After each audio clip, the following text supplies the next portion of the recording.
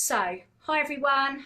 So it's Chris Tuck here. As I said, we're having a bit of a nightmare with our IT here today. So we are just going to have to make it up as we go along. So, special guest today, Maxine. So let me just switch you round and you can see Maxine. Hi. Hi Maxine. Thank you for coming on the show. So today is all about domestic abuse. So you're an adult survivor of domestic abuse, and so we're going to be talking to you in detail about your experiences in a little while. We are going to try and sort out our tunes as well as we go along. We're also going to be talking to the other perspective, from the child's perspective of being in a domestic violence relationship or domestic abuse relationship. So we are going to look at all of that in a moment, but we are just going to, in the meantime, try and sort some tunes out as well for you. So everybody say hello to Master Mo here, who's trying to sort out our IT for us. Trying to sort out our music whilst we're Facebook living. Okay, so during the week I made up a jingle, an introduction and a closing jingle, and put all my music onto a USB, and unfortunately it's not working on our system, but we're going to get that sorted for next week. And in the meantime, we are just making the best of what we've got. Okay, so Mo's just sorting out my music for me, and then we are going to go back to Maxine and ask her about her life, really. So this is a really sensitive topic, and we really do appreciate Maxine for coming in and sharing with us her story. Okay, Maxine, so obviously you only share what you're happy to share with everybody. Yeah. Okay, so can you just tell everybody what your backstory is really? And I don't mean any disrespect by saying backstory. Backstory is just really a term used for sharing your lived experiences, okay? So can you just share with everybody how you came to be a domestic abuse survivor, victim survivor? Suffered for a good 14 years. My abuser was very manipulative, so basically everything he said I just believed in. We went to Australia for 2 years. That's where things got a lot worse, to the point where I didn't know what to do. Because I felt like I was a prisoner there, 10,000 miles away, no family, I had friends, had really good friends, but it's not the same, not just go around the corner and, speak to somebody. And it came to a point where he basically touched my daughter inappropriately, and that's when I had to flee Australia. So yeah, I was just had to get my parents to buy me a ticket to come back. I literally got on the plane with nothing but my clothes. So yeah, it was really hard, and that was 2 years ago. And since then I've been on like a long journey, educating myself, trying to get some sort of counselling to help me. I've been up and down through the court system because of child abduction.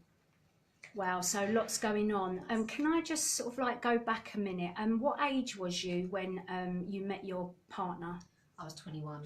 So do you feel that you were young to be in a relationship? How or did you feel really grown up and ready for your relationship? No, I was quite young. It was my first real proper relationship.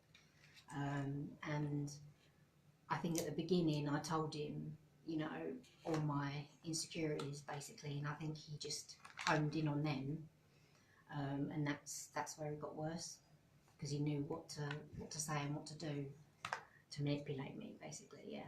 But when you first went into that relationship, from your point of view, it was safe, it was loving, it was nurturing?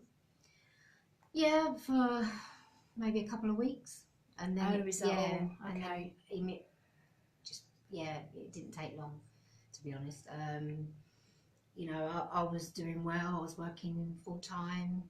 I had my own money. You know, everything was great, and then that's when I met him. That's when it all went downhill, and that's when he controlled me quite severely, and everything that I liked, he just basically, you know, changed me as a person. Didn't like the music I listened to. Didn't like my friends, family. So yeah, he tried to change me in every way that he could. So was this a gradual thing, or was this, or did it sort of all of it happen overnight? How did it feel for you? Yeah, it wasn't overnight. The first thing was he didn't like who I previously had a boyfriend with because of his colour. That's when it all started, and then it gradually went on to my weight. Even though back then I was quite slim. Yeah, and it just gradually happened over time, and then it got worse. It gradually got worse, and then it got physical. So it was emotional, mental abuse first, and then the physical abuse happened for you. Did you come from a happy home, like growing up? So mum and dad, everything was good? Brilliant. Couldn't think of, you know, it was, I had my brother and my sister. We lived on a sports ground. We had lots of room to run around and stuff. It was brilliant childhood. You know. So your parents did everything they possibly could to give you the boundaries, to make you aware of what a good, healthy relationship was. Yeah. So they put you in good stead. Yeah. So when you entered this relationship, you weren't expecting anything horrible or nasty to happen. No, nothing at all. No. Yeah, okay. Because a lot of victim and survivors often go through a very dysfunctional childhood, and then they end up in a relationship like what you're describing, because one, they either don't appreciate, just trying to flick the camera around but it's not playing ball. One, they don't either appreciate that the relationship that they're going into is dysfunctional, or two, they just feel that, like you've just described, it's loving in the beginning, and they think, oh God, I've gone through all this my life, now I've got this person paying attention to me, loving me, giving me whatever I need, and then all of a sudden they turn. So it's nice to hear a different perspective where your family life, your young family life, was happy and healthy, but then this still happens to people like yourself that have had that background. So you was happy and healthy 21-year-old, and how did you meet this person? Obviously you don't name them or whatever, but how did you meet this person? At the time I was into cars. I was a bit of a girl racer. Oh wow. Cruises and everything. Yeah. And one day I was just coming home from work, and he was parked up, and he had a bit of a, what I thought was a nice car, and it just went from there, and it got serious quite quickly. And you know, even my best friend, he didn't like my best friend, so I'd stopped talking to her, and I just lost all my friends, lost who I was basically, which was, he was jealous, I think, of a lot of the stuff that I had, because he didn't have that, and I helped him quite a lot to, like, because he wasn't working, I was working, helped him get a job, but he was smoking drugs. So I did try and help him come away from that. So. Okay, so age 21, met this guy, thought he was the love of your life. Yeah. And then he just started isolating you basically, and making you just lose your identity. And that was a slow process, right? Yeah, it was, yeah. Okay. How did you get to move to Australia? 2014. Okay. What happened to make you move to Australia? Because that's a further isolation. His parents wanted to... Speaking to the mic for me, someone says they're having trouble hearing Sorry. you. His parents moved to Australia. They Fab. wanted to emigrate. So he basically said it was the best idea for us and for our daughter, best life. So it's something that he always wanted, his parents always wanted. And he said, oh, why don't you go over as a student, on a student visa to get your childcare qualifications. So I think he sort of manipulated me once again, to me, basically thinking that was the best thing that we could do. And then we went over in 2014, and that's when it got a lot worse. Okay, so isolation from family and friends in the UK, which is bad enough, move you across the world to isolate you even further. Did you make friends in Australia? What was your life like in Australia? For the first 6 months, I was over in Australia on my own. I had no friends, had no family. He was back here in the UK with our daughter. So I had to go out and make friends. And I made some really good friends. Hopefully she's listening now. Do you want to give your friends a call out? Oh yeah, hopefully Tash, you're listening. She was really good. I mean, I didn't tell her at first what was going on, but as the abuse got worse, I had to tell somebody. Even my work colleagues, they noticed that something wasn't right with me. And as it got worse and worse, I just couldn't function. Okay. What did that look like? You say you couldn't function. What did that look like? How did it feel? Oh, I felt scared. I felt that I couldn't go on. I just felt there was no way out. I just didn't know what to do. It was like living in hell, basically. Yeah. If you was living in the UK, do you think you would have felt any different, or would you have felt the same? Because obviously you had the half the world difference in between. How do you think, how do you think you might have felt? Any better or just as bad? I probably would have felt a lot better being here, knowing I've got my friends and family That you would have reached out to. Exactly, yeah. Whereas over there, I just thought, because he hid our passports. Right. So I thought, oh, that was it. I was stuck in Australia. I didn't have any money, even though I was working. Yeah. He was taking all my money because he wasn't working. He was, taking money to buy drugs. So I felt like I was doing everything. Okay. So let me just give you just a moment there, just to pause, and I'm just going to turn the. Hi everyone. So. A description of domestic abuse. I'm just going to give Maxine just a minute or two, just to catch her breath. So domestic abuse is not limited to physical violence. It can include repeated patterns of abusive behaviour to maintain power and control in a relationship. The current cross-government definition of domestic violence and abuse recognises this and defines domestic abuse as any incident or pattern of incidents of controlling, coercive, threatening behaviour, violence or abuse between those aged 16 or over who are or have been intimate partners or family members regardless of gender or sexuality. It can encompass, but is not limited to, the following types of abuse: psychological, physical, sexual, financial, emotional. With the exception of coercive and controlling behaviour, which was introduced as a criminal offence on the 29th of December 2015, other acts of domestic abuse fall under generic offence categories in police recorded crime and criminal justice data, such as assault with injury. So domestic abuse, so we was having this conversation on Facebook earlier about whether victims, survivors of domestic abuse, domestic violence had a preferred phraseology. And I think the description that I've just read out really covers everything under domestic abuse. but the violence can be a single act or several acts. But the word abuse catches all of psychological, physical, sexual, financial, emotional. So seems to be the term that should be used.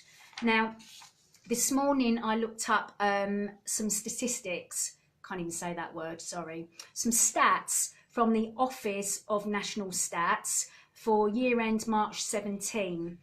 And the main points of these stats was an estimated 1.9 million adults aged 16 to 59 years experienced domestic abuse in the last year, according to the year end March 2017 crime survey for England and Wales. So that was 1.2 million women and 1,713,000 men. The police recorded 1.1 million domestic abuse related incidents and crimes in that year. 46% was recorded as domestic abuse related crimes, and 32% of those accounted for violent crimes. There were 46 arrests per 100 domestic abuse related crimes recorded by 39 police forces. The majority of victims and domestic homicides recorded between April 2013 and March 2016 were females, 70%. So even though domestic abuse covers male and females, it is a dominated female issue, you know, domestic violence, domestic abuse against females. So there are lots of stats there, and they came from the National Statistics Office. Now, we're going to go to some music in a moment, so Mo's just going to help me with that in a moment. Just to get up, have a little boogie, shake everything off.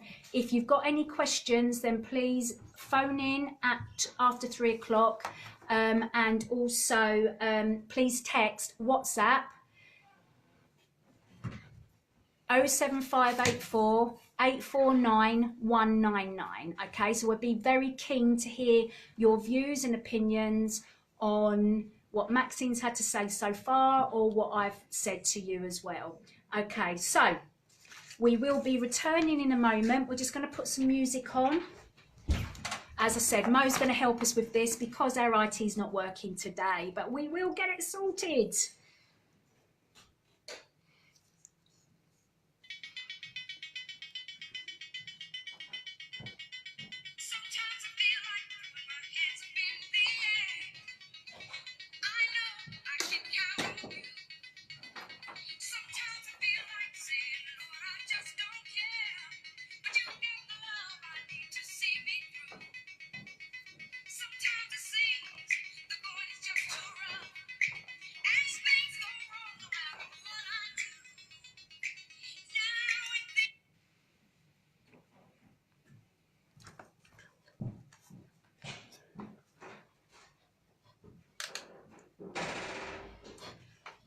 We've got some music.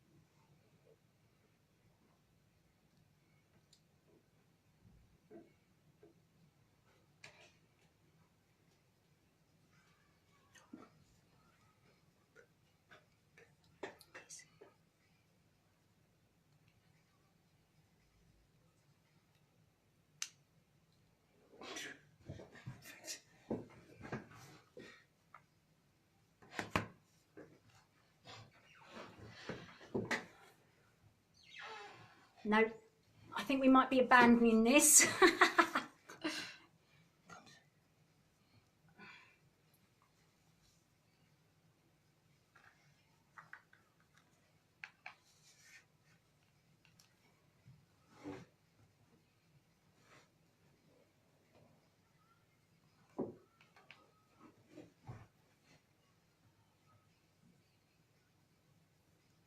Guys, for those of you who are watching, you won't be able to hear the music unless you are listening to the radio. We'll be sorted for next week.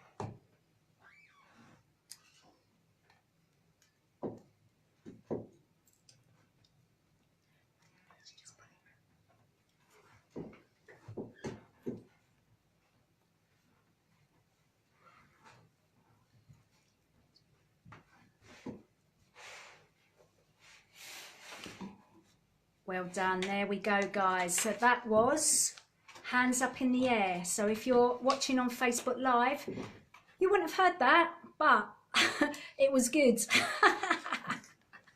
So just turning back to Maxine now. Your sister, Sarah, says she's proud of you. Oh. Aww. Aww. So, gang, listeners, welcome back. So we heard a little bit about Maxine's story. Okay, can you tell the listeners how the abuse you suffered affected you mentally and physically? Well, mentally, it still affects me today. You know, because some days I just feel like I'm worthless because that's how he made me feel. And then some days I just don't want to get out of bed. Basically, you know, I just can't do anything.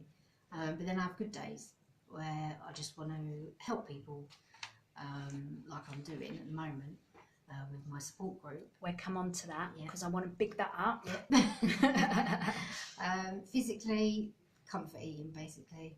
Really need to, you know, this is, he always said to me, oh, you're fat, you're this, you're that. So I kind of believed it.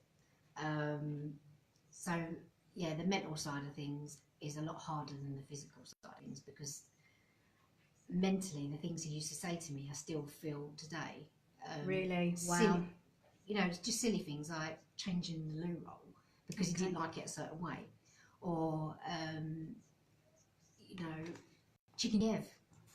He didn't like chicken Kiev, so he wrote it on my wall in big pen to remind him not to give him to him again. So every time I hear chicken Kiev, it reminds me of that. I can't go outside without being reminded every day. If I see a British Gas fan, I'll be reminded. Certain music is reminded. Even my daughter, looking at my daughter, even though I'm glad she doesn't look like him.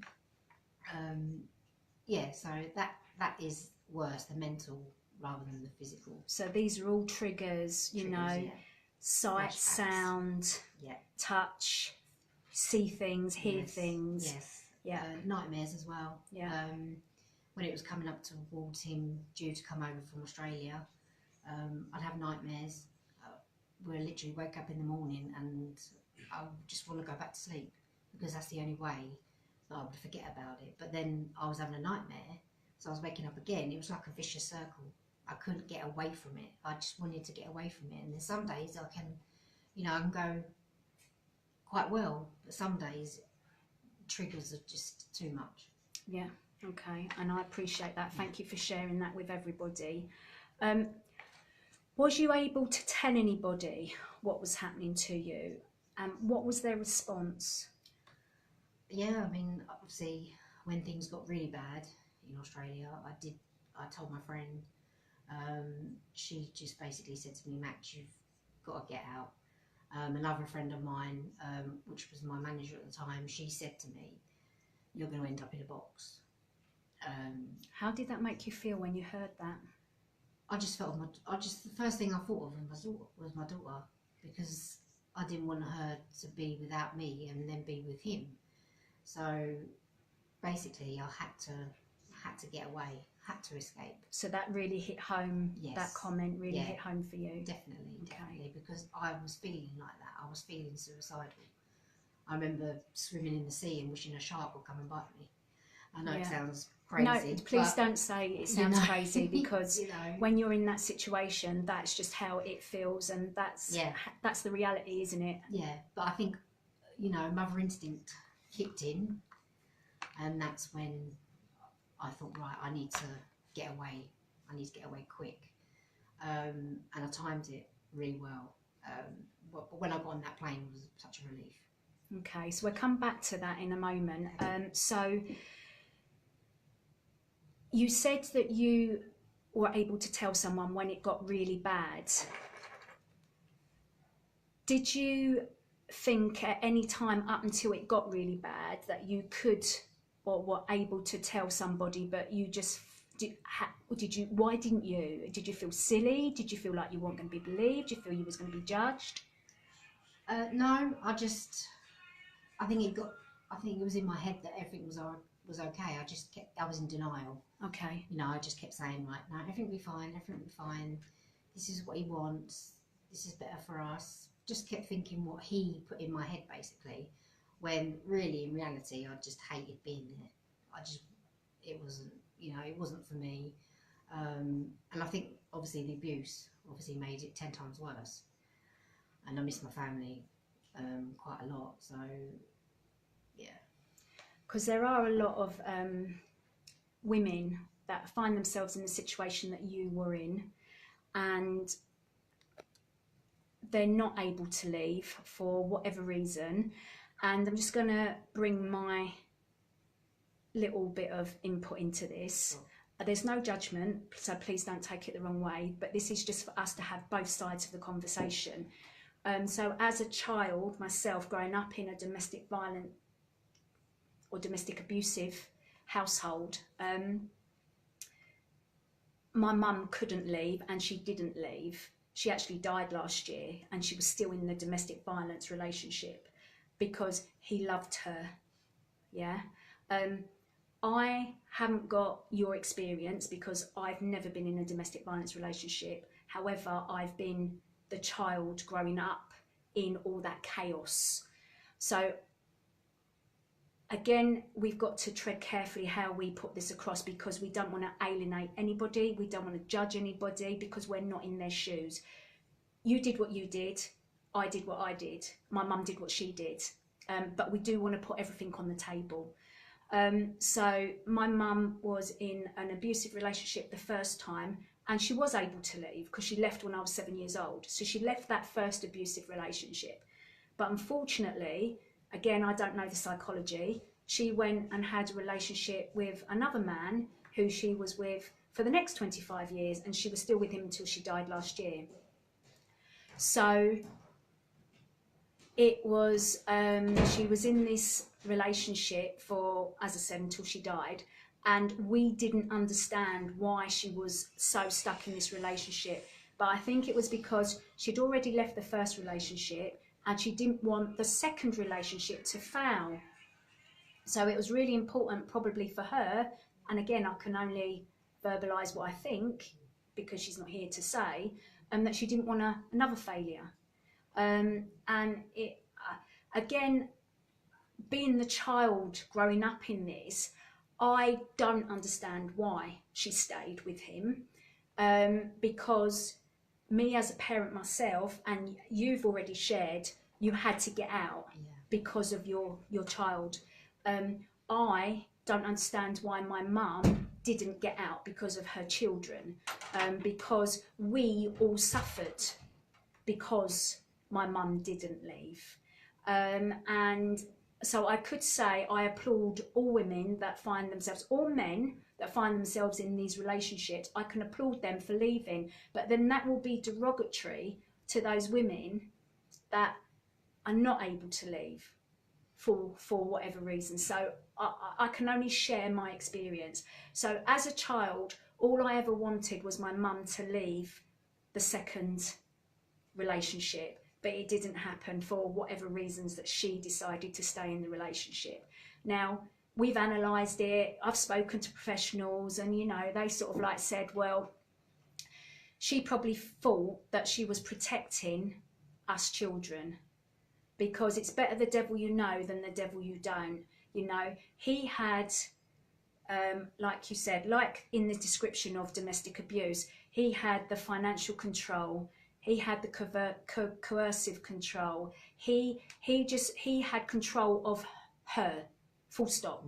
So whatever she tried to do, she couldn't see a way out. Now, my siblings would argue against this. They would say she should have left.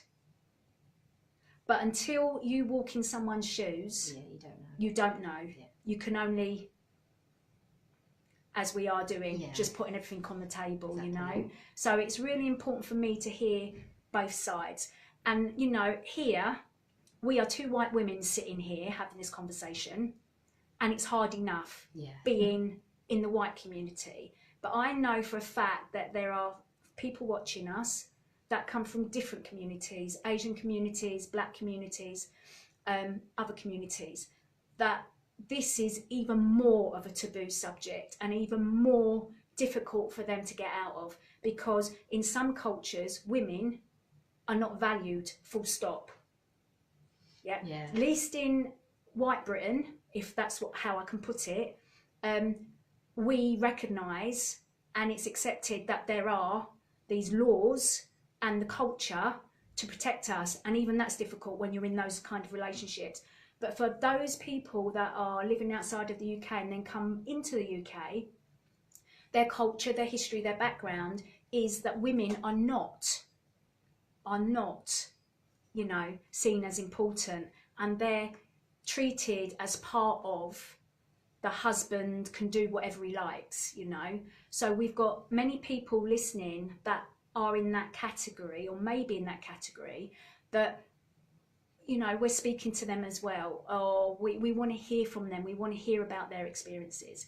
So my mum couldn't get out, you did, and again I could say congratulations, and I am saying congratulations for you getting out in yours, but there are many women that just can't get out, and many men as well that just can't get out. So it's really important that we do actually say that, okay? So you've just shared with us, and I'm going to flip the camera back round to Maxine. She's just shared with us how she's triggered on a day-to-day basis. She's told us how it's affected her a little bit, but I just want to go a bit deeper if I can. So Maxine, let me ask you a question.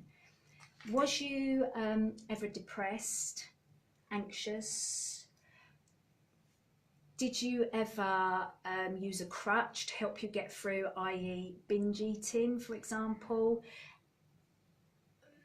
Anything? I don't want to put words into your mouth, but I just want to give you some examples. How did it affect you on a mental and physical level? I'd say that whenever it was bad, I would binge eat, comfort eat, go to the fridge, because that was the only thing. I didn't want to turn to drink. But when I did eventually come back from Australia, I had to go to the GP and I had to go on to antidepressants, just because I needed something to help me with what I'd experienced. and I'm waiting now to get counselling. But yeah, even today, I still, if I have a bad day, I get a panic attack, then, you know, I'll just go and to the fridge, get some chocolate, you know, and it's a vicious cycle because I don't want to do that, but that's the only thing that I can go to. I did start smoking, but I've knocked that on the head. I've stopped that now because What made you stop that? Money. Okay, Expensive. it's always a a good one. And I needed to look after myself. I can't, you know, add that to my weight as well. So I needed to stop that. So for me, when we do things like the binge eating, or for me, I was bulimic when I did that, it was a relief. It gave you just a sense of calm. Yeah. It's ridiculous, isn't it? Yeah. A bar of chocolate Yeah. or sticking your fingers down your throat can give you a sense of calm. However, not for long. Not for long. Yeah. Exactly. And, you know, I had the antidepressants, and I did take an overdose last year. And I was on the verge of it again this year, before he was due to come over to the UK to have my daughter for Easter, which he didn't come anyway. I can't explain the feeling. It's just I needed something to help me. At that point, it was right. I need to end it. But then that was just like a second thought. And then obviously I thought of, no, can't do that. That would make him win. And that's when I thought, you know, I'm going to do that to my daughter as well. Thank you for sharing that. It's really brave of you. When you, again, I don't want to make you upset or anything, but when you were in that bleak place, yeah, who did you turn to? How did you deal with it? Because there are people out there that have been in the same place or feel like that right now. mm-hmm. How did you deal with it? When I was feeling like that, the first time around, I took the overdose, went to sleep. Next day, woke up, didn't feel very good. So I messaged my friend who lives around the corner at the time, and she helped me. And this time around, I didn't want to go for the tablets, but I needed someone to talk to. And there was a few people that, you know, I just sent a message to, and I just needed someone to talk to. I didn't want anybody there with me. I just needed someone to talk to. Yeah. And luckily enough, I've got some good friends and you know, my sister as well that I can always talk to.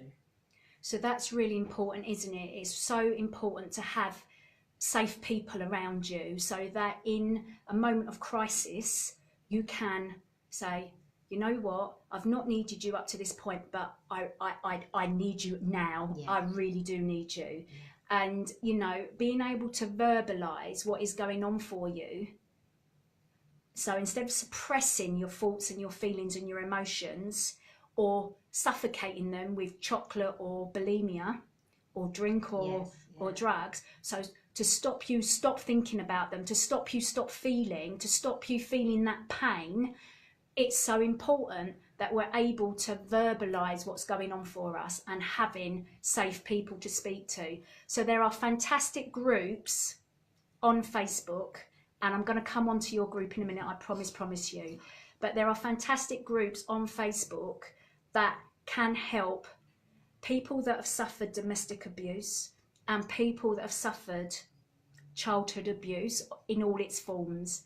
Because if you don't have someone to speak to or a group of people that understand what you're going through, it can be so isolating. And so many people out there, I've heard this so many times, I'm the only one that is happening to. No, you're not. There are millions of people out there that are going through exactly what you've been through. Not nuance, exactly the same abuse by the same people, but they understand, they get it. And those are the people that you can reach out to and have your say if you need to. So it's really important to start building up those networks. But it's also really important to have in your phone at least 3 safe people that you can connect with if you are feeling really definitely like that. Yeah. Have the Samaritan's phone number. I think it's 116123, if I can remember it correctly. Have that in your phone.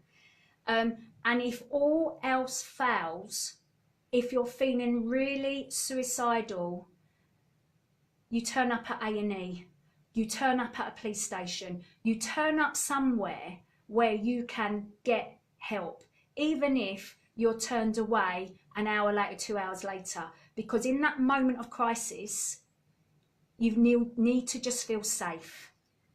I think a lot of people might think that reaching out might not be a good thing. Okay. Because if they've got children, yeah, they're thinking, oh, my children will be taken away from me. There is that. You know, it's quite a bad thing for someone to go through. Society doesn't look too well on it. And the first thing is the children.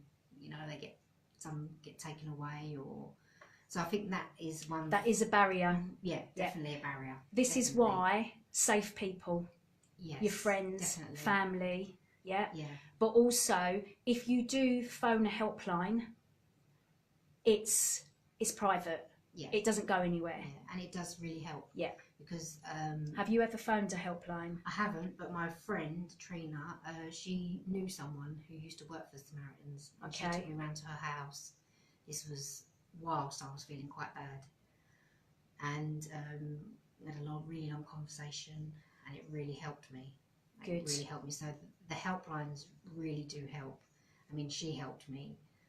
It's just nice to be able to talk to somebody, you know, and get everything off your chest Without being judged. Definitely. And confidential. Yes, definitely. Yeah. So just coming back to that thing that you've just said about if you go public, as in go to your GP, go to social services, for example, which I did do with my sister, and my sister won't mind me actually sharing this with people.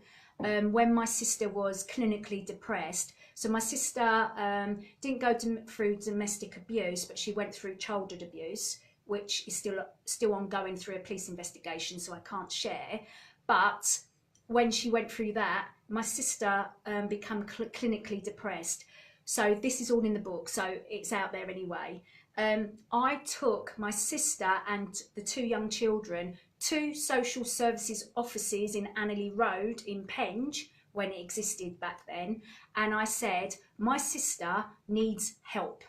Please can you take the children into foster care a few nights a week so she gets a break from worrying about the children so she can sort herself out. They turned around and said, does your sister, and my sister was there, but she was clinically depressed, so she wasn't answering for herself. Does your sister hit her children? No. Why would she do that? She loves them. She just needs help. She can't look after herself, let alone her children. She doesn't want you to take her children away. No. She just needs help. Yeah, that's it. We can't help you unless she's abusing her children. So, but at that time, she wasn't able to give the children what they needed because she was so clinically depressed herself. And they just don't get it. So they didn't help her when she reached out, you know, when we reached out. So I found it really hard to understand that when people reached out, that they'd get their children taken away. I know it happens now because I know, because I hear too many different stories now. But back then, I found it really hard to even have that concept.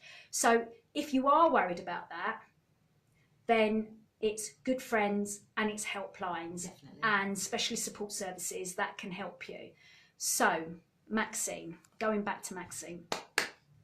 So you said that you're still you're on a waiting list. Yeah, currently on a waiting list. Had an assessment after I took the overdose back in 2017. Wow. And they do a telephone conversation with you. Which is crap, isn't it? Yeah. Basically, they say they can't help me because You're not suicidal. Yeah, exactly. Even though it says severe. Yeah, yeah. So they said West Area counselling. So I'm still on their waiting list for that. Did they tell you how long? No, not how long. And they were going to take me off the waiting list because at that time I was working and I couldn't get to a session at their time. So luckily enough, I had to stop work because of my depression, anxiety and everything. And now I'm just waiting because they said I'm flexible now, which helps, they said. So guys, I just want to pick up on what Maxine's just said, right? So if you are able to work, you are not seen as in crisis or in need, right? There are two ways that people who have suffered trauma from abuse work through what they're going through. They are either can't work because everything that they're going through has flawed them, or they park it, and this is what I do.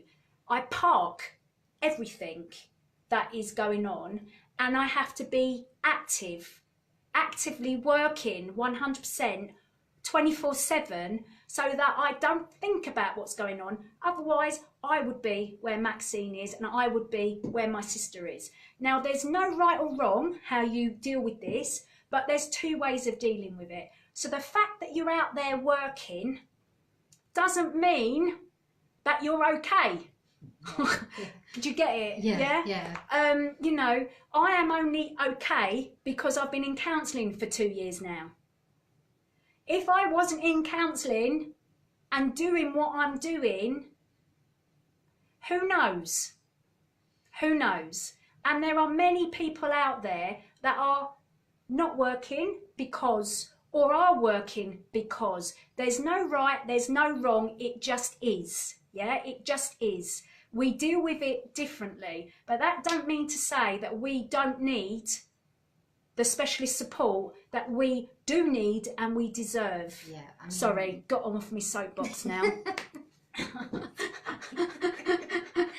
I mean, as I went to the GP a couple of times, told him my symptoms, what I was going through, and he sort of said to me, well, what do you want to do about it? Well, so there you go, guys. The GP's asking Maxine, what does she want him to do about it? And that sums up a lot of the professionals' attitude, or them not being educated around trauma that survivors of domestic abuse and childhood abuse suffer from. Definitely. I'm definitely suffering from PTSD. Yeah. Just haven't been diagnosed. But we know. Yeah. You're triggered. You're triggered by everything. Flashbacks, everything. Even noises. Yeah. Loud noises. Yeah. Yeah. Every single thing you can think of is a trigger or something. Yeah. And I think you just have to push with the GP. Just have to push them. Certain GPs are better than others, obviously. Yeah. So. And again, just why Maxine's catching herself. So some of you guys know we've got an ongoing police case. So 2 years ago, so it's been 2 years now with the police and the CPS, we've been waiting for a decision. So there's ups and there's downs. So basically, when you are not in contact with the police, for example, you are blinkered and you just carry on with your everyday life, yeah? However, when the police make a phone call to you or text you to update you, everything slaps you back in the face. It's like, oh, what's happening? What's going to happen next? And everything comes up to the fore. Yeah, I've got to carry on. Got to go work. I've got to do, deal with the children. Yet you've got all of this coming back at you. So when it all did hit me, again, like you're being triggered, the depression kicked in, the PTSD kicked in, the insomnia kicked in. I went to my GP. Absolutely, I wasn't suicidal. I can't say I was, but I was like, this is me. And then I was on the floor, basically. So I went along to the GP and just said, I'm being triggered all the time. I'm emotional all the time. I've got insomnia. I'm trying to carry on with life. You know, it's just getting very hard. And my anxiety levels were beyond and through the roof. Yeah, trying to calm down and everything like that. They said to me, "What do you want us to do?" Exactly like you. Let me give you some antidepressants. Now, there is a place for antidepressants, but I personally did not want to go on them. I just didn't. I didn't want to. Just didn't want to, because I'm really into my health and wellness and all the rest of it. Yeah. But I understand that there is a place for them for many. Okay. So again, there's no judgment. All right. But so that was their answer. Can I? And I went, no, I want to talk to somebody. That's it. I want to talk to somebody. Oh yeah, okay, but we'll put you on a waiting list. No, I need to talk to somebody now. Right? So I am lucky that I can afford to pay for my own therapy. Okay, so I am lucky. So that's what I did, because there was no help. No, there's not. There's no help from them. No, definitely okay, not. So, but unfortunately, there's many people like yourself that are on a waiting list. Yeah, and that's the situation. Yeah, and you don't know how long you're on that waiting list. You're thinking, I'm going to get a call, I'm going to get a call. And it's not good. No. Definitely not good. So on another show, we will actually talk about support services, and I will get someone from a support services professional place to actually come on and share with us exactly what's going on for them. Why are there long waiting lists? Why haven't they got funding, etc., etc. So we understand their landscape, because as survivors, victims and survivors of domestic abuse and childhood abuse, we're like, I need it now. Yeah, not tomorrow. Not tomorrow, now. Yeah? So why are you not giving it to me? So hopefully we will understand the other side. Yeah. So, right guys, I'm hopefully going to play some more music. Who knows? So if you want to go on Facebook Live, go off and go and get yourself a cup of tea or some water or something, then please do, because you might not be able to hear this. I don't even know where the wire is, to be honest. That's it here. Look, back to the iPod, guys. Let's see what we've got, shall we? Oh, what shall we put on for you, lovely guys?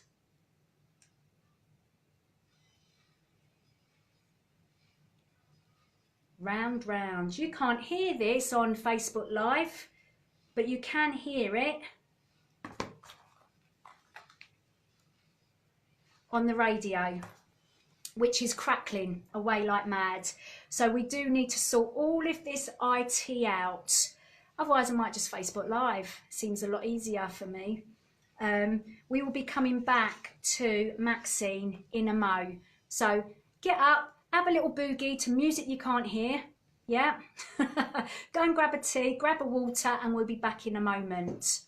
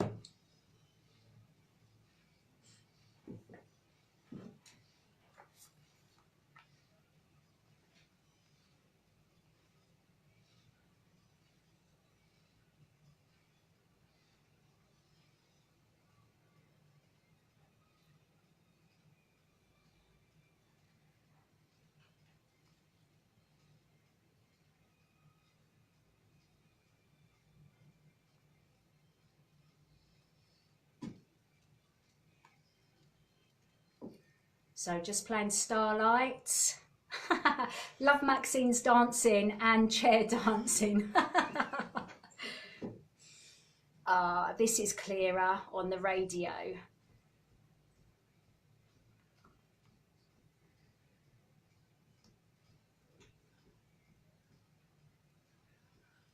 Guys, you just have to pretend if you're on Facebook Live that you can hear the music and you're having a good time. We will sort this for next week if it kills me.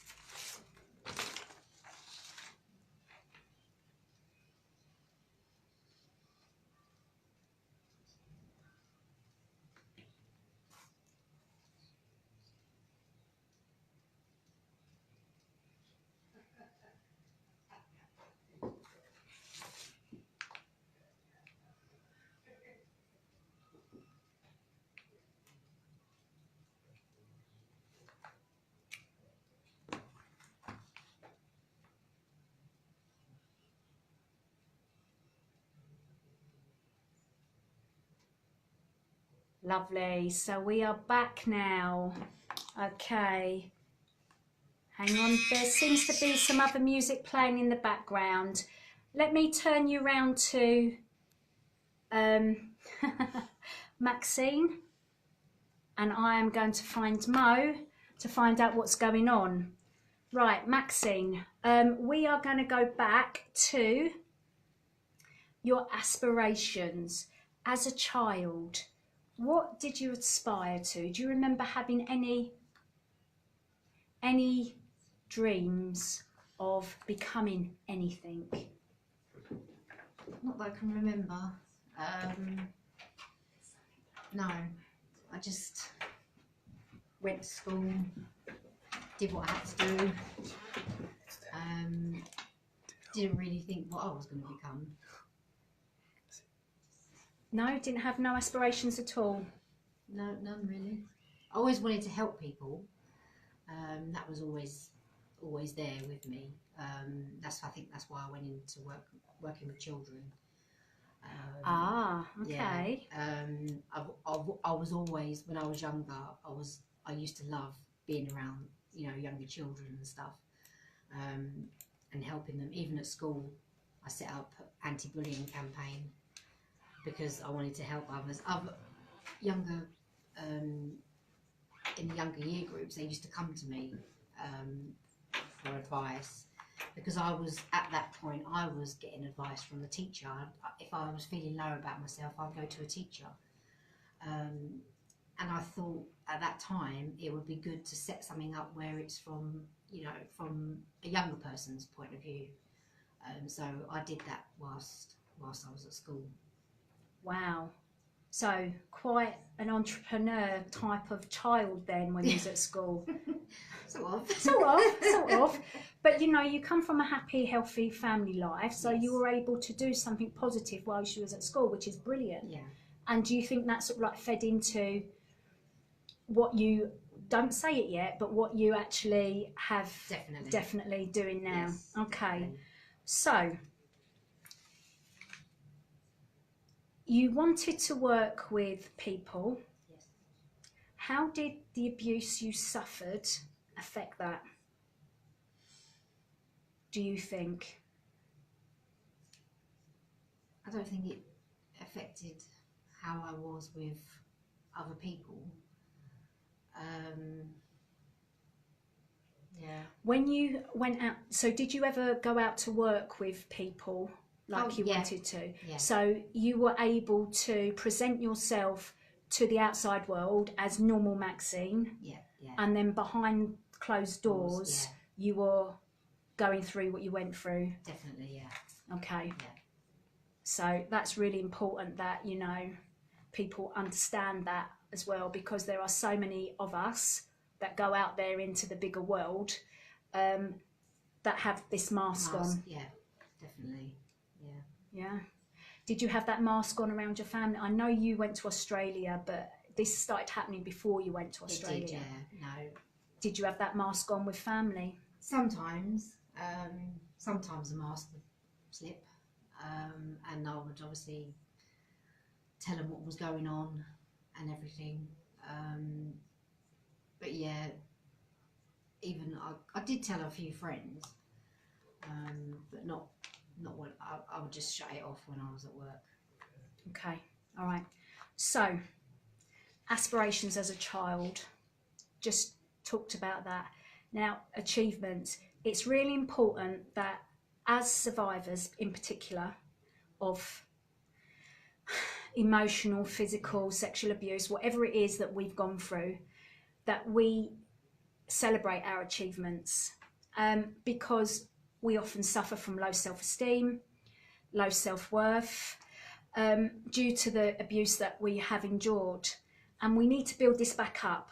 Definitely. And one of the easiest ways of doing this is to set ourselves small goals, to achieve these goals and then celebrate them. Now, some of us are able to set the goals in the first place, some of us are not, depending on where you are in your journey. Achieving these goals as well is, for some, easy to do and not for others. Celebrating any achievement as a survivor almost seems like you shouldn't be. Yeah, You're not allowed to. No. For us as individuals, we find it hard to celebrate. But also, if you come out in social media land as a survivor and celebrate anything that you've achieved, you're slapped down. Have you found that Yes, at all? I have, yeah. Yeah? Found that you post things on Facebook and people are like, oh, why are you putting that depressing stuff on Facebook, you know? And whereas that is what I'm feeling at the time, that is what's real to me. But I know it can get a bit overbearing, but you know, that's how you feel, Yeah. and that's how you want to express yourself. Yeah, yeah. So it's expressing yourself, but also celebrating the achievement. So, you know, this is going to lead on to your group that you're running. Okay, so on your on Facebook, I don't even know how long ago it was. Was it 2 months? Yeah, about that. Yeah, about 2 months. You put a poster up, or you said that you wanted to run a group, a peer-to-peer support group, Yeah. for people that have suffered abuse. Now, at that time, I didn't realise that it was domestic abuse. I thought it was childhood abuse because that's where I come from. And I was just really interested. So I contacted you, didn't I? Yes, you did, and yeah. we had a chat about it. So I'm going to shut up and you can tell everybody, right, what your group's called, what it's about, and how you came to the point of setting it up. So I was at a low point and I needed to reach out to somebody in a similar sort of situation as myself. And I looked through the internet and, you know, everywhere to find a support group and could not come across one. I kept coming back to, you know, the Women's Aid, which was, you know, they do their freedom program. But after the freedom program, there isn't anything out there for support after you've done that. So I just thought, right, I'm going to put a post up on Facebook just to see if there was any other women out there that would be interested in helping me set this up. I already had the venue in my mind because I go to church, so that was already sorted. I just needed someone to be willing to help me, and I was quite shocked at the support I got, so that helped. So me and a few other ladies, we met up to discuss how we were going to go about doing this. We even obviously we had to think of a name, how often we were going to do it. So we came up with Kaleidoscope support group because we wanted something to do with butterflies, transformation, and a group of butterflies is called Kaleidoscope. So that's where we came wondered where that came from. So that's where we came up with the name, and then it just rolled on from there, and we had our first meeting. I just wanted to help people that were in the same sort of situation as myself. because I couldn't find anything around. So I thought, well, let's start my own one. And I've had quite a lot of input from a lot of people and praise from a lot of people to say that there isn't anything in the community for other women that are dealing with this, or even survivors. So yeah, it was a really positive feedback I got. Before you actually put that post up on Facebook, how did you feel? Isolated. Felt that there was no support out there for someone like me, or other women as well. So that's what made me go on to do. What I actually meant, did you think anyone would judge you? Do you think anybody was you scared that there might be negative stuff come at you? Or did you just think, you know what? No, I didn't think there would be anything negative. I thought it was going to be positive, but I didn't think I would get the response I got.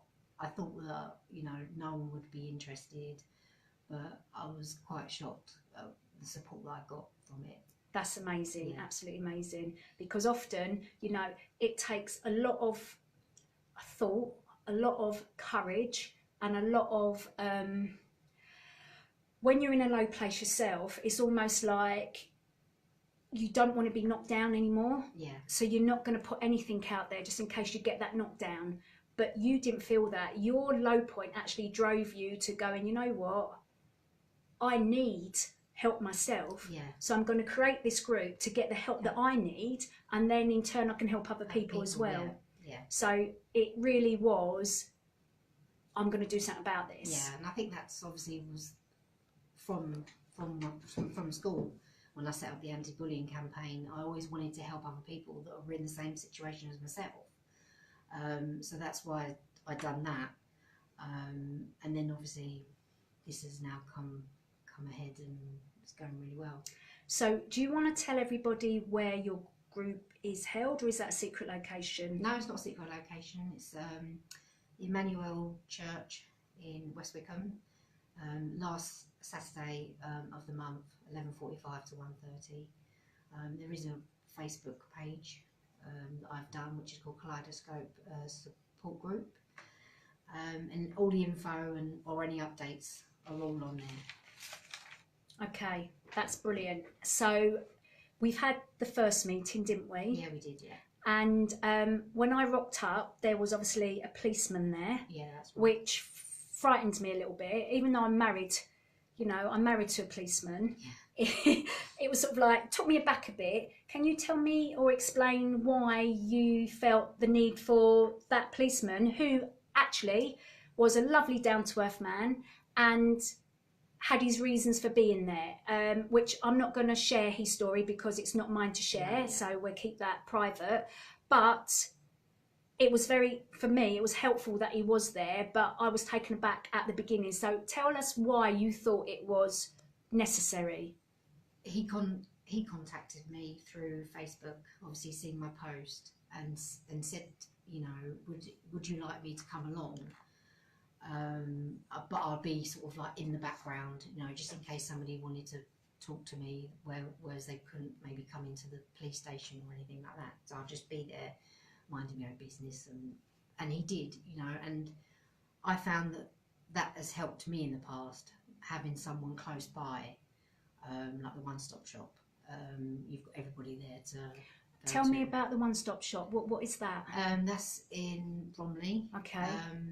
You've got a women's aid advocate there, you've got a solicitor, and you've got a policeman there, and they've all got separate rooms, so you can go and talk to them. I'm not sure when they do it, but I think it's on the website, Bromley Gov website. Okay, or people could Google one-stop shop. Bromley. And what sort of things do these three people do, or three organisations do? So you've got the Women's Aid, who help. Obviously, they run their freedom program. They can do the freedom. They can help you to go to the freedom program. Okay, what is the freedom program? It's a 12-week program, which is they run, and they all talk about domestic abuse. Okay.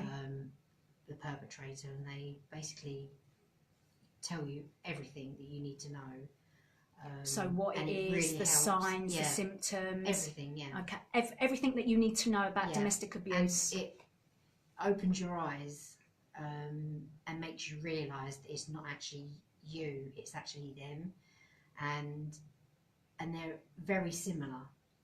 You know, you compare them to your own partner, your own exes and stuff like that, and they're very similar traits. So it opens your eyes, basically. Okay. So for those people that are in relationships that don't necessarily know that the relationship they're in is abusive, because there are many people out there that are like that. Just don't realise. They don't realise that what they are going through is abusive, so therefore they can't do anything about it because they don't know there's a problem. Yeah. They just know that they feel stuck and they can't get out. Yeah, yeah. So this one-stop shop, or the Freedom Programme run by Women's Aid, and Women's Aid is a national organisation, I believe, isn't it? So this Freedom Programme should be available to everybody. So it's a 12-week. Is it a 1-hour programme? What does it look like? From what I recall, because it's A long time. a long time ago Yeah. that I've done it, you just go along. I think it's about an hour. Over in Bromley somewhere. Can't remember. Okay, but it's going to be different for everybody nationwide, isn't it? Yeah, yeah. And they're there to talk you through. They've got their own literature and everything, but they're there to talk you through and listen to you, and give you advice on different aspects of abuse. So this is the Women's Aid. Yeah. So the solicitor there in the one-stop shop and the policeman, what do they do? Well, when I saw the solicitor, she helped me with a non-molestation order against my ex, and so if you want protection for your child, previous steps order, she can help with that, legal aid, etc. The policeman, he can help, like if you want to make a statement against your partner if he's been abusive or anything like that. So it basically, you can turn up, unpack what you need to unpack, get the info that you need to help change your life around. Yeah, basically, and it's all in one place. Yeah. So you haven't got to go here, there and everywhere. It's all there for you to just go in and speak to them. So it sounds like a really good setup, a really good system. Actually. It is. I've actually got the Women's Aid lady coming to my next meeting, that she can talk to other people. She talk to people about the Freedom Programme, which is really good. Which is really good to have her support. Now, when we had your group last month, the Kaleidoscope group in West Wickham, the police officer that was there, the women that were there, they asked some questions, didn't they? And he was able to give them direct responses to their questions. So that is why it was so powerful, because it was an informal setting. It was a situation where, you know, if you go into a police station, that can feel so overwhelming for a lot of people. And it can also be not a place that some people want to go to be perfectly fair. Of course not, no. So having the safe group and having other survivors in the group there with similar experiences, some further on, some still with their abusive partner, and able to ask questions and then getting that response there and then it helped so much. Yeah, amazing. I mean, you know, one of the ladies that came, she'd just come out of the relationship, and it was nice to see that we could actually help by listening to what she had to say, and responding, and having the policeman there to give her ideas of how she can go about certain situations, whereas, you know, in another environment that she might not have wanted to come forward. Yeah. So it was really positive. So, I mean, it takes, as I said, immense courage for anybody just to turn up to a group like that. Yes. But I always said, if nothing changes, nothing changes. So if you find yourself in a situation where you are not happy, you're potentially being abused and you know it, and you want out but you don't know how to, that speaking to other people that's been in it. Yeah. It's definitely helpful, and that's what I couldn't find in the area, and that's why I came about doing this, because I feel that, you know, other women can come along and then they might be able to take that one step towards getting out or doing whatever they've got to do, just by coming to the group. If they didn't come to the group, then they'd be stuck. They could be stuck where they are. So I just want to talk a little bit about the criminal justice system. So again, done some research, not going to read it all out, but I just want to share a few bits and pieces with you guys, and then ask Maxine what her situation or her lived experiences was like, because we've got to remember Maxine was isolated in this country, but then she left this country to go to Australia, where she was further isolated, and then there was all sorts of challenges and problems for you leaving that country and coming back. So we'll talk about all of that in a moment, because there will be other people in similar situations. Just to put it all on the table, and to just see if there's any golden nuggets that a listener might be able to just hang on to and then move forwards, right? So a report is made to the police. Now, it can either be via the victim or someone else. The report of domestic abuse is reported as an incident.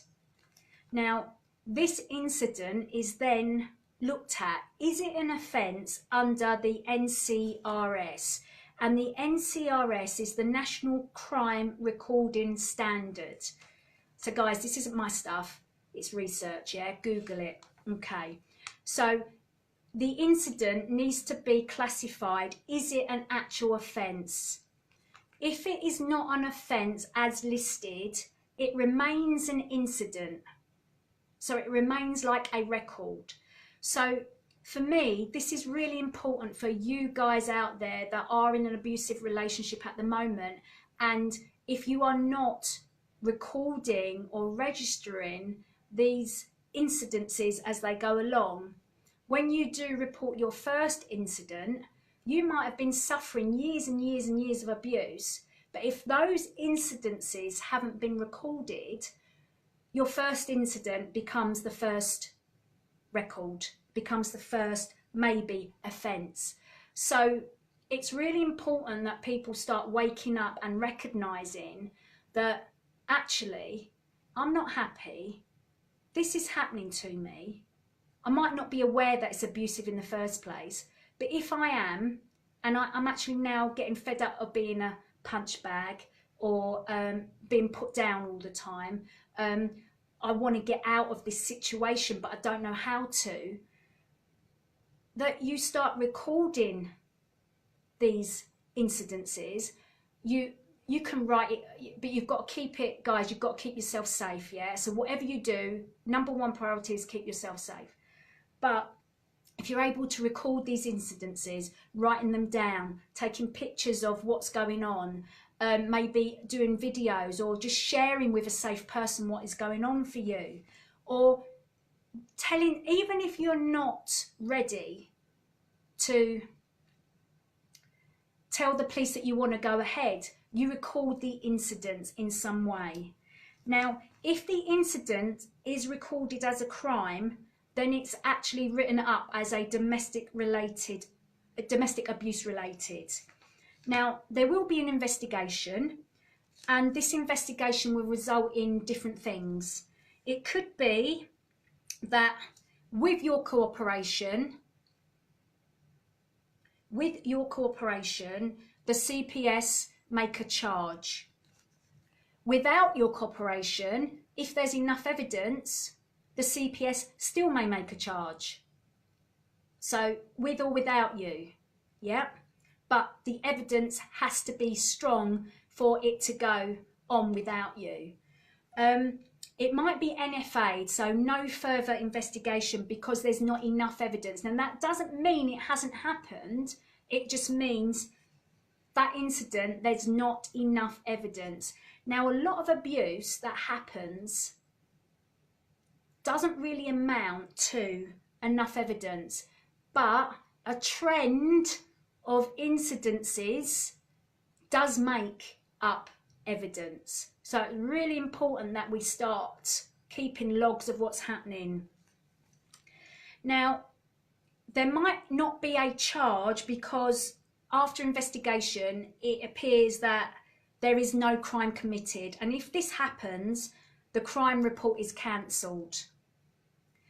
Or the charge in decision may be transferred to a different force because the crime took place in a different area. I think Maxine's going to tell us a bit about this in a moment.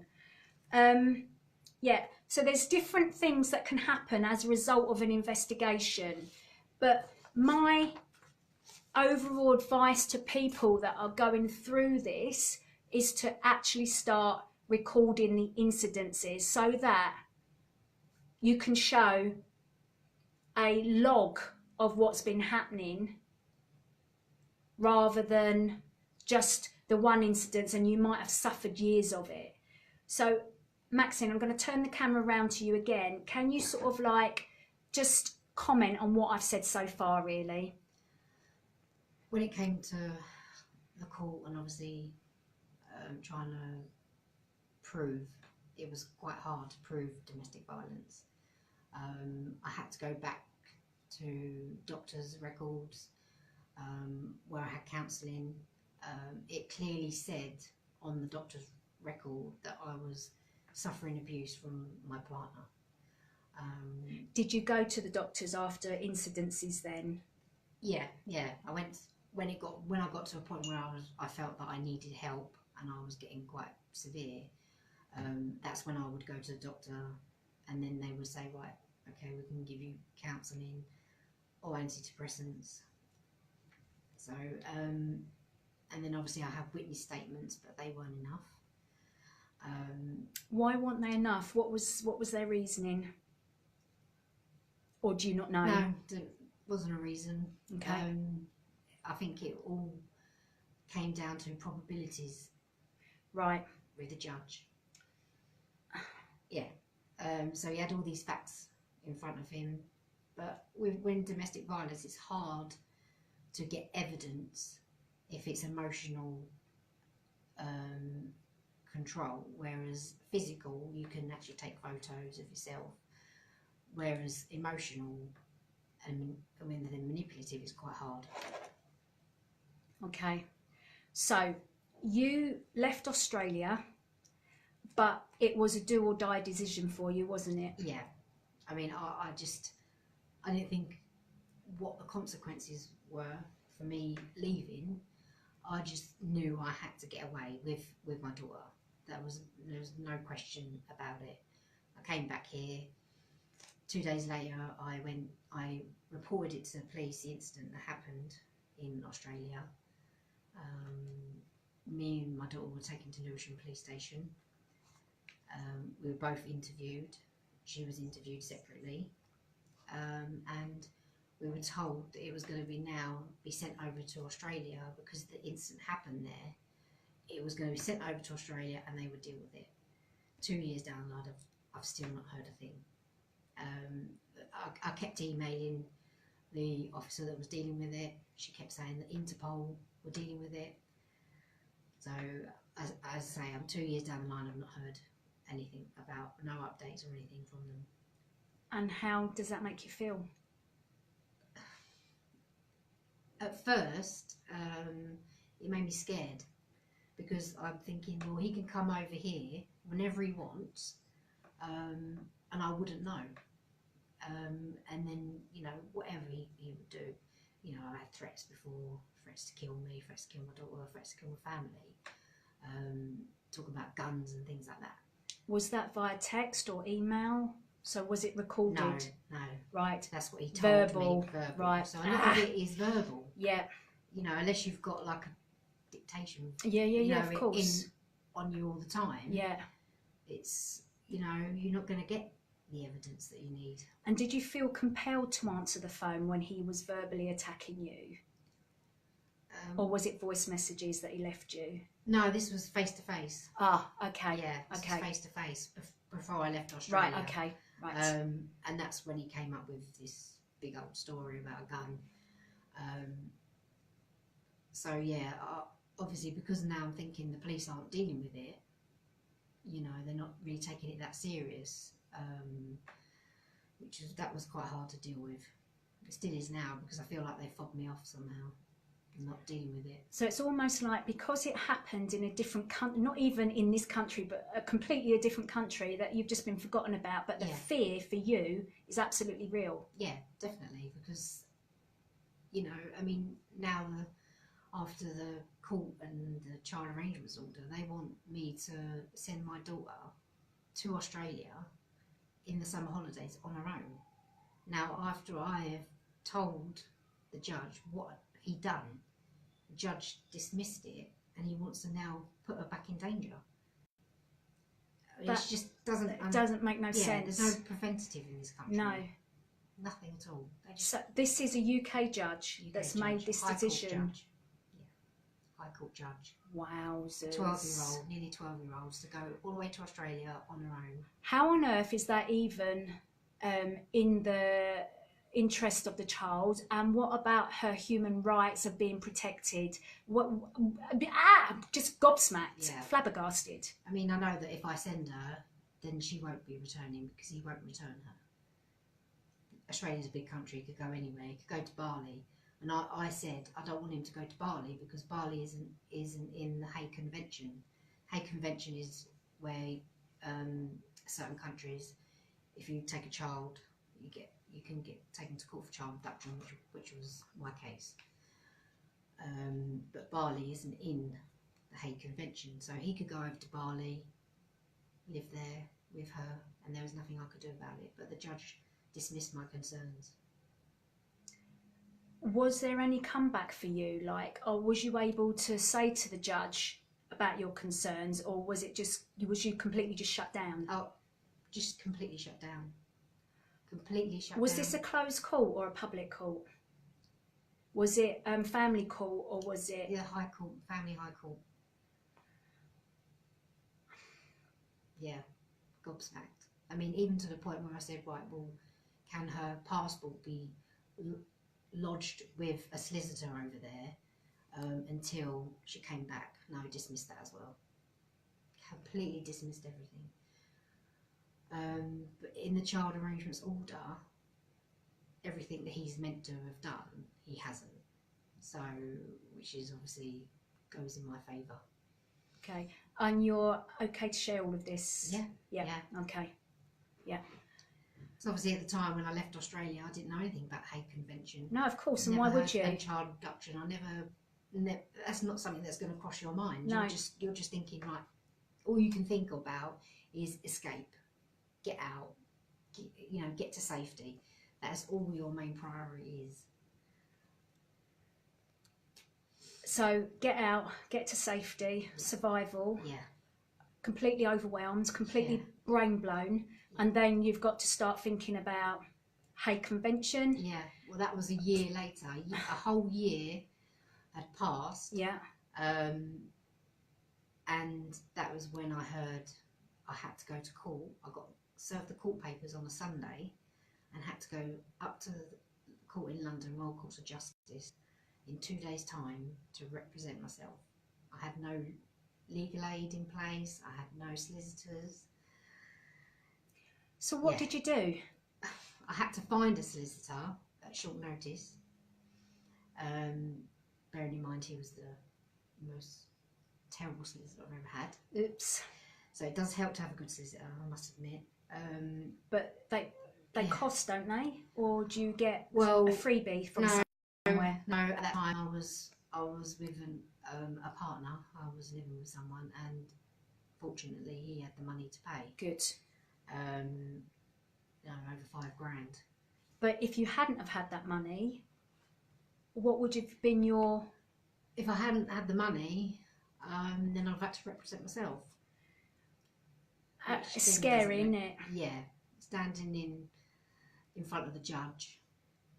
Don't know you know, legal jargon or anything like that. It's quite scary. Wow, wow, wow, wow. So only share if you're allowed to, because I don't know what you're allowed to share and what you're not. Where is everything at the moment? So we had the child arrangements order written up back in February. Basically what he said was she was to go over there for 6 weeks in the summer holidays, every other Christmas. In the meantime, he's supposed to have indirect contact, like telephone calls, WhatsApp. 6 o'clock every Saturday he's meant to be ringing. He was meant to come over for the second week in April. He didn't come. Didn't tell my daughter till about 2 days before. And he hasn't kept up with any contact. At this time, I wanted to go back to court to get the order discharged. But at that time, my solicitor advised me that legal aid wouldn't take it on because the order had just been made. So I had to wait until around June time. So now it's coming closer to June because he's meant to tell me 6 months prior the arrangements for her in the summer holidays, like the flights and all that sort of stuff. And he's failed to do that. So come June, I can then take it back to court and hopefully get the order discharged. Which sounds like it's the best thing all round, to be perfectly blunt and honest. Yeah. But, you know, this just goes to show that not only are you a victim yourself of domestic abuse, you're trying to protect your child, you're trying to do the best thing, you come back to this country to surround yourself with people that can help and support you, and yet the criminal justice system then makes you a victim all over again. Is it no wonder, Maxine, that you've got depression, you've got anxiety, you were suicidal? Is it any wonder that that is the outcome of all of this that's happened to you? Yeah, and then the last 14 years to deal with that. I mean, when I came back... When did you come back? Came back in 2016. Okay, yeah, so literally only 2 years. And literally, I brushed it all under the carpet because I had to make sure that I found somewhere to live, had to make sure my daughter went back to school in the same... so that everything was normal. For her as well, and find myself a job. Which you probably didn't even feel like you could do at the time. At the time, no. But then things got really bad when it all sort of slowed down and started fitting into place. That's when it hit me really hard what I've actually been through, and that was when I got to a point where I did take the overdose. But after that, I realised obviously that wasn't the right thing to do. Tried to get help from the doctor, and then everything started falling into place again. And then that's when I was hit with the Child Abduction Hague Convention case. And was that instigated by the ex? Yes. Yeah. Yeah. After a year of not hearing anything. Yeah. He was so concerned about his daughter, he took him a year, because under the Hague Convention, you're meant to start the ball rolling with a case like that within weeks or days. But because it was for my defence, because it was just 12 months, she was still here, she was settled. So, and she was going to secondary school by that point. So that all went in my favour. Whereas if he'd done it within a couple of days, couple of weeks, then there was a possibility that she would have had to go back to Australia.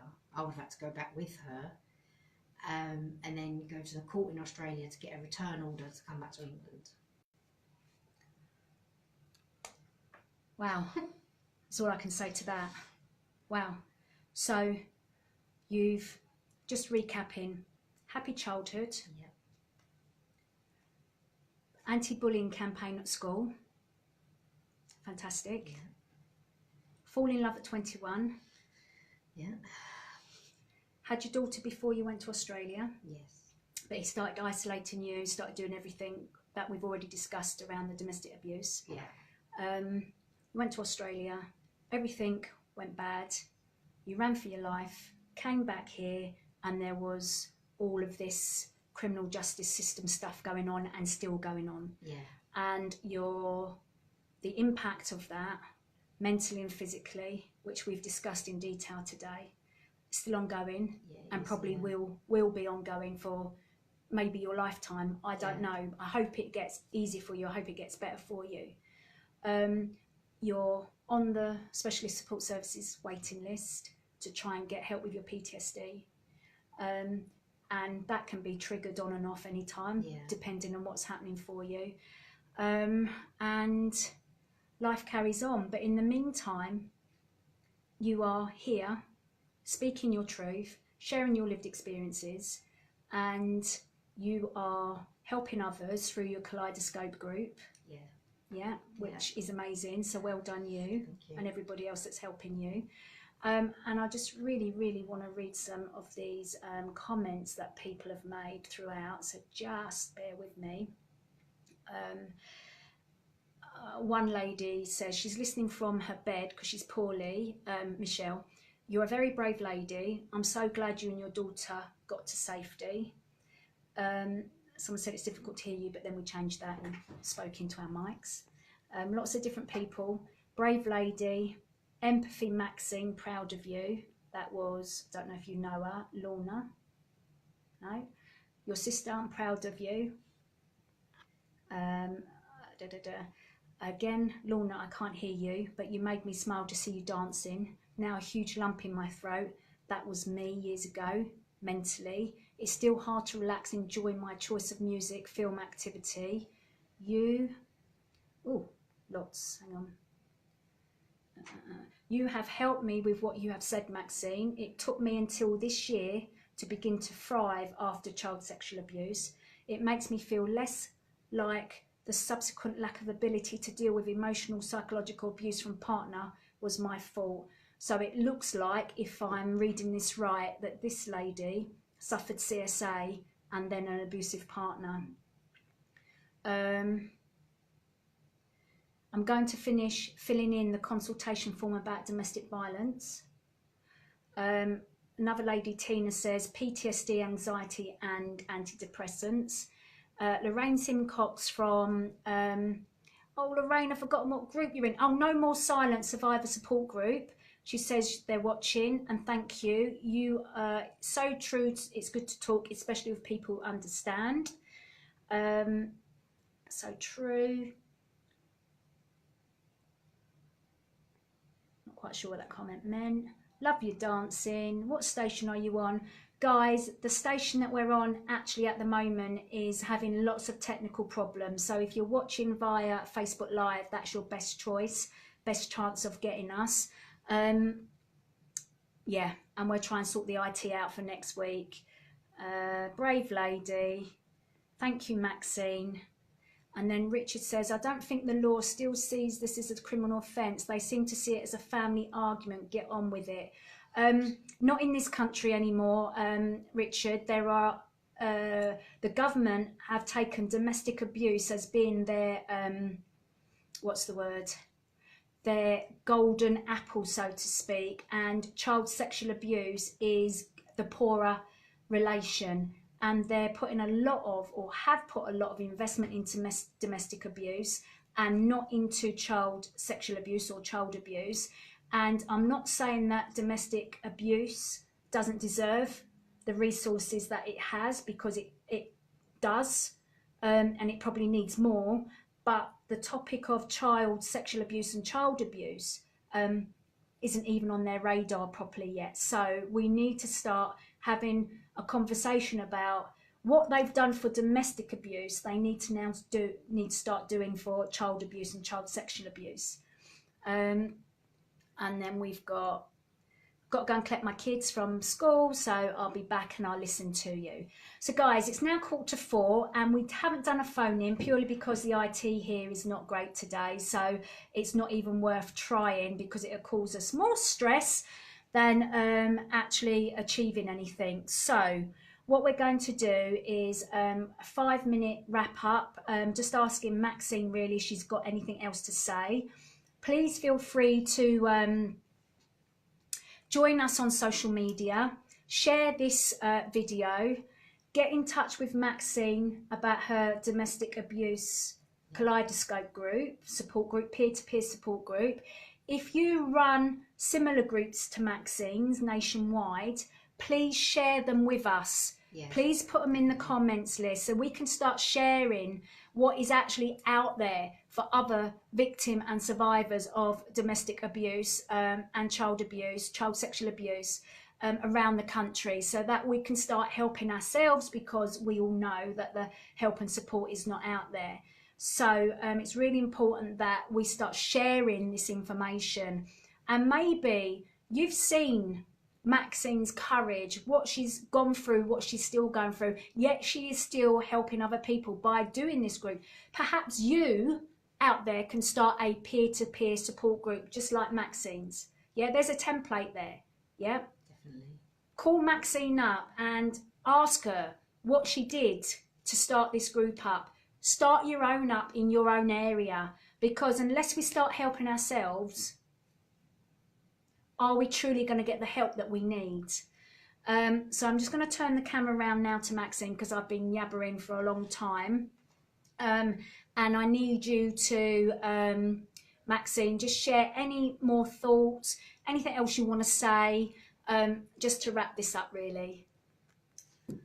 All I really want to say is to women out there that are scared to come forward, just find someone to talk to. Just finding that someone to talk to, even if it doesn't go any further, it is really helpful. It helped me in many ways. You know, if you can find something like a peer-to-peer group, go along. I know it must be a bit intimidating at first to find out what's going, but you'll never regret it. But you know, people that come to your group, they probably got in touch with you first just to sound it out, just to make sure it was safe for them. Yeah. And I'm sure. Yeah, I mean, obviously I made a Facebook group, local Facebook group as well. Just every now and then I will just share that, you know, this is what we were going to do. We made up some leaflets, which we took around the local area, put into places like coffee shops, in the toilets especially, doctor surgeries, and that's where people would see that this was going on in the local area. Okay, so anything else to say, or should we sign off now? Nothing else to say? Nothing else to say. Well, all I've got to say to you is, she says, I'm trying to turn the camera around to me, is thank you very much for coming in. No problem. Thank you for putting up with all my IT mishaps. Thank you for being courageous and sharing what's been going on for you. And again, thank you on behalf of other survivors in similar situations to you and me for starting the peer-to-peer support group up, and for being brave enough to put yourself out there, to share your story, and to share your lived experience to help other people through your group. So people can find you on Facebook, can't they? Kaleidoscope Women's Support Group. Kaleidoscope Women's Support Group. Yeah. Or reach out to you. Maxine McCausland. Yeah. Look me up under that. Yeah. Okay. Lovely. And then just go from there. Okay, guys. So look out for next week's topic on Facebook in the next couple of days. And if you want to join us, then please do get in touch. We can do it on any subject that is under the umbrella of abuse. So it can be adversity, achievements, aspirations, or all of it. It can be you talking about your group, or whatever it is that you're doing that will help victims and survivors move on with their lives. So help them take an extra step towards their journey of healing. So that's what we're here about. We're not here just to share the bad stuff. We're here to share the good stuff, the positive stuff. And I will get that music on for you for next week. I will sort it out. I absolutely promise. So singing. You don't want that. You might have been good at singing. I'm not. I'm absolutely hopeless at singing. So here is the sign-off jingle, and I will say thank you, Maxine. And it's Chris Tuck on Breaking the Cycle radio show, and we will see you, gang, next week. So have a little shake of this. Cycle with me, Chris Tuck. Tuesdays 2 to 4 p.m.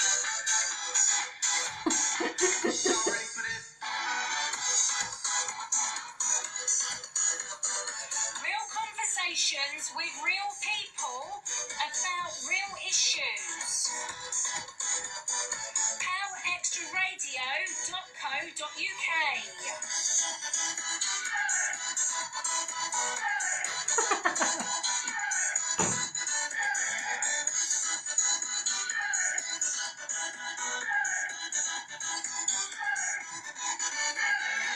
Thank you to all my guests, my listeners, for keeping the conversation real. Knowledge is power, education is key. Join us every Tuesday 2 to 4 p.m.